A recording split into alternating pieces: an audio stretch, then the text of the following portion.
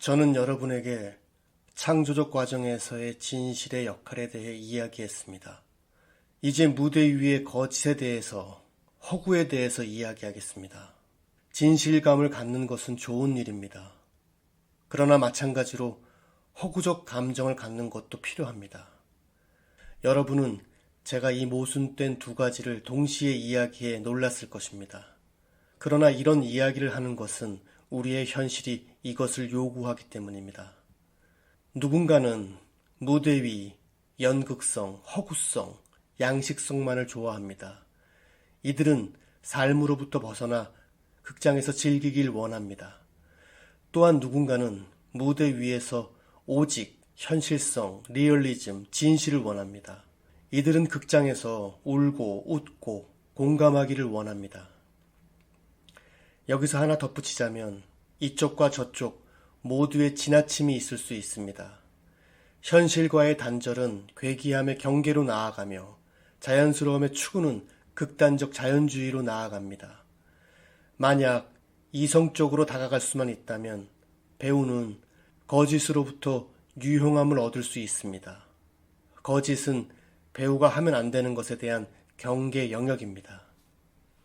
감독들을 이제 대표적으로 예를 한번 들어볼게. 네. 실제로 이제 그 올드보이에서 박찬욱 감독한테 유지태가 금욕 생활도 하면서 그 배우의 그 역할을 소화내기 위해서 굉장히 막 그 연습을 많이 하고 이제 이렇게 하려고 하니까 박찬욱 감독 같은 경우는 너무 그렇게 하지 마라. 그냥 있는 그대로 편안하게 해서 와라. 이렇게 이렇게 얘기를 했고, 또 악마를 보았다 해서 김지훈 감독 같은 경우에는 그 여자 배우가 이제 납치가 당해서 아스팔트에 누워서 찬 공기에서 막 그 괴로워하는 이런 모습을 담고 싶은데 그 여배우가 너무 추우니까 거기 구간만 따뜻하게 뭐 보일러를 뭐 넣나 뭐 이런 식으로 하다 보니까 그 차가운 질감에 그게 나오지 않고 또 김도 좀 나오고 이러면서 뭔가 살지 않으니까 다시 처음에는 배우를 배려해서 했다가 나중에는 다시 그걸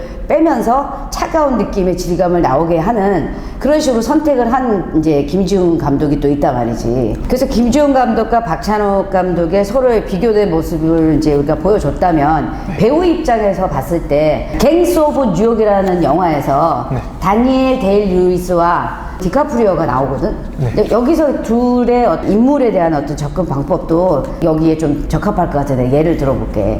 다니엘 데일 루이스가 상대방을 칼을 갈면서 계속 노려보면서 그 영화 촬영이 끝난 다음에도 그 인물을 계속 들어가고 있는 상태에서 유지를 하고 있었다면 디카프리오 같은 경우는 이제 그 칼을 갈고 계속 자기를 노려보니까 스트레스가 너무 쌓이는 거지.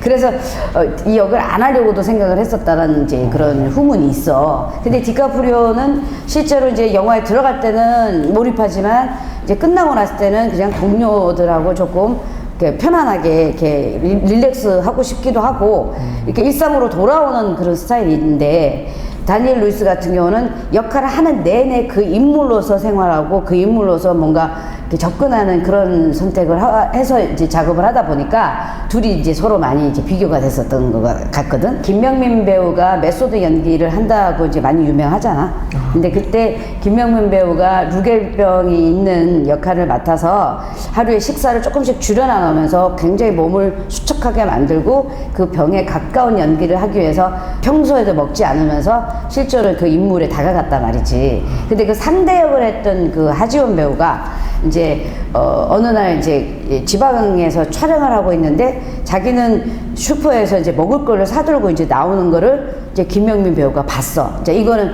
워낙에 어떤 중계에서 TV에서 방송한 걸 내가 보고 지금 얘기하는 건데, 그래서 너는 먹는구나 이렇게 돼서 하지원이가 좀 민망해하기도 하고 또 김명민도 살짝 서운해하면서 남편이 죽어가고 있는데 어떻게 사랑하는 사람이 죽어가고 있는데 너는 먹을 수 있냐 이렇게 농담반 진담반 얘기했다는 에피소드가 있단 말이지.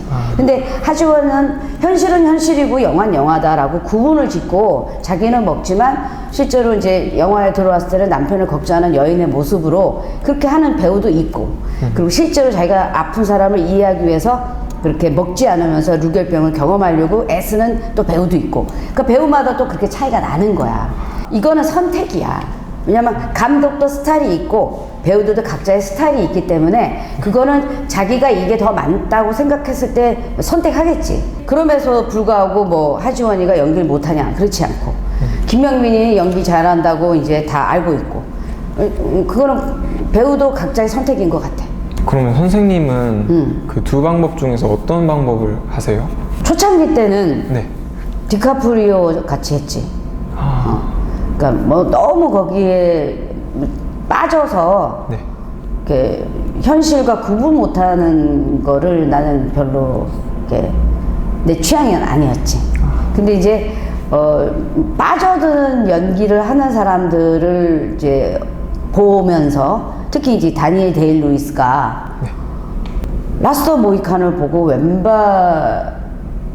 나의 왼발을 봤는데 완전히 같은 사람이라는 걸 몰랐어. 너무 깜짝 놀랐지. 충격이었지. 이 사람이 이 사람이야? 그러면서 거기에 대해서 관심을 좀 가지기 시작했지. 도대체 이 사람은 어떻게 연기에 접근을 하길래 이렇게 완전히 다른가? 그러면서 이제 그동안의 연기에 이제 접했던 그런 것보다는 어떻게 하면 저렇게 빠지지? 이제 관심을 가지기 시작하면서 나도 저렇게 하고 싶다. 근데 그게 쉽지는 않더라고. 선생님도. 근데 이제 어떤 역할에 내가 빠져들어서 연기를 해보니까 네. 그 관객들도 더 좋아하지만 하고 있는 배우도 굉장한 스스로의 카타르시스를 느끼기도 하고 연기에 어떤 참된 어떤 그런 느낌을 좀 받는 그런 걸 경험했다고 해야 되나? 그래서 지금은 옛날처럼 그렇게 그 가볍게 왔다 갔다 하는 연기가 좀 재미없다. 이거를 좀 느끼고 있지. 너는 그러면 만약에 선택을 한다면 어디를 선택하고 싶어? 저는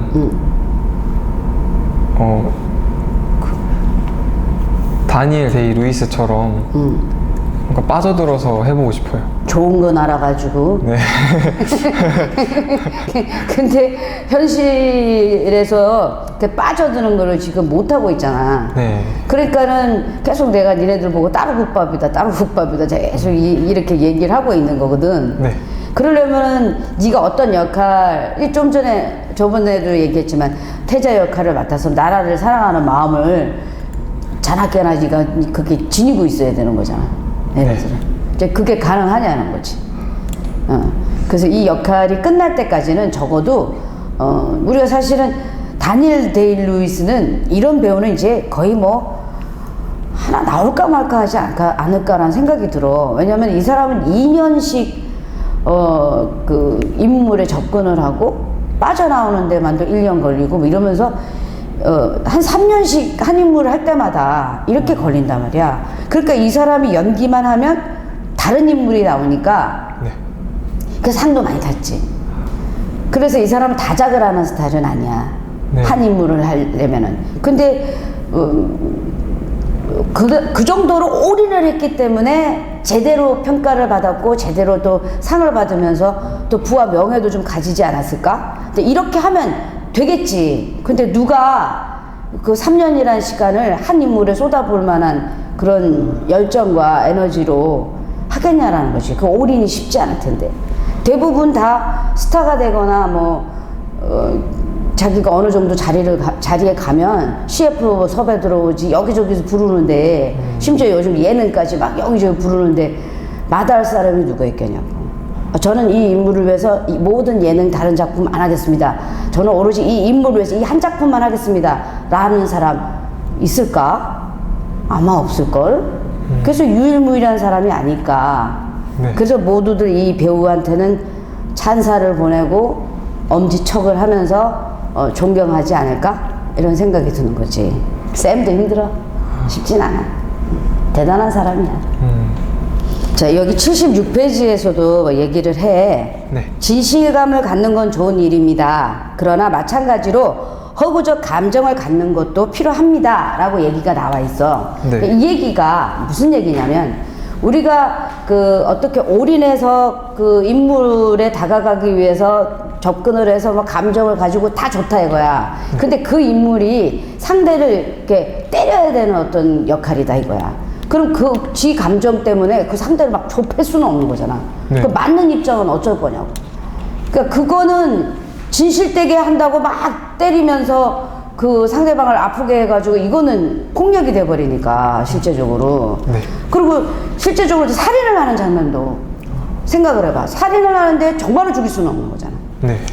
그러니까 올인하고 진실되게 한다고 난 정말로 진실되게 해야 되기 때문에 사람을 죽여야 돼. 이건 또 아니라는 거야. 그때는 허구적인 감정이 필요하다라는 얘긴데 네. 이거를 이제 잘 어느 정도에서 어디까지 끌어올려서 어떻게 행동해야 되는지의 조절이 필요하다라는 거지. 그래서 진실된 건 좋지만 허구적 감정도 필요하다. 그래서 이 두 가지의 어떤 논리를 가지고 연기를 해야 돼서 배우가 그래서 힘들어. 여기 78페이지에 보면 네. 우리로 하여금 믿을 수 있는 진실의 경계를 정할 수 있게 한다는 것입니다 라고 써져 있잖아. 어느 정도의 진실감을 가지고 행동을 하는 거에 대해서 굉장히 이제 고민을 해야겠지. 그래서 사람을 죽인다거나 그리고 사람을 폭력적으로 때린다거나 여기에 뭐가 필요해? 액션이 필요하잖아. 네. 그래서 충분히 훈련된 움직임으로 사람들이 때리는 것처럼 보이게끔 고도의 훈련을 해야 돼. 그래서 신체 훈련이 되게 중요하다니까. 그러니까 진실된 마음과 고도의 훈련된 움직임으로 연기를 해주면 사람들은 그 상황에서 믿을 수 있다라는 거지. 선생님 생각에는. 그래서 우리가 중요한 게 뭐냐라고 얘기해서 신체가 중요하다고 얘기했던 게 네. 그래서 여기에 한몫하는 거야. 움직임이 그만큼 중요하다니까. 그러니까 왜냐하면 기술적으로 때리는데 동시에 상대방이 기술적으로 잘 때리면 동시에 함께 피해줘야 되는데 움직임 훈련이 안 된 애들은 늦어. 너 맨날 늦다고 선생님한테 혼나잖아. 그러니까 한 박자 늦어. 그럼 맞는 거야.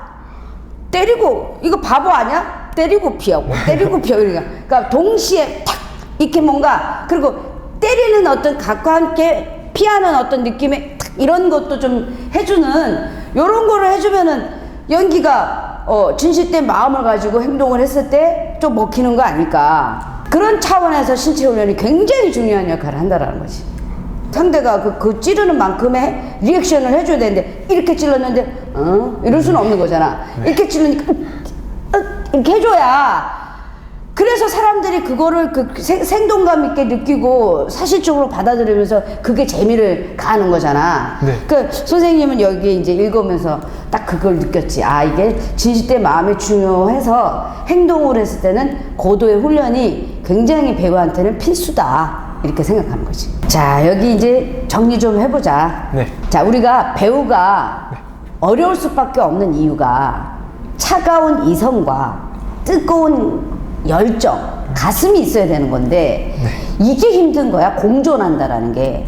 그러니까 냉정과 열정을 오가야 된다는데 사람이 치우치게 되게 돼 있잖아. 네. 아무래도. 그러니까 왜냐면 막 화난 와중에서도 이성적으로 뭔가 갈아치는 어떤 그런 걸 갖고 있어야 되고 이성적인 걸 하고 있는데도 갑자기 어떤 사건에서 울컥하고 뜨거운 감정이 이렇게 솟아 나와야 되는 거고 이런 거를 할 수 있어야지만 배우가 될 자격이 있는 건데 그것 또한 이제 훈련을 해야 되는 거지. 그래서 우리가 저번에 꽤 오래전에 우리가 또 강의를 한 것 중에 배우가 연기를 하고 있는 동안에 나를 지켜보고 있는 또 다른 내가 있어야 된다. 이성적으로.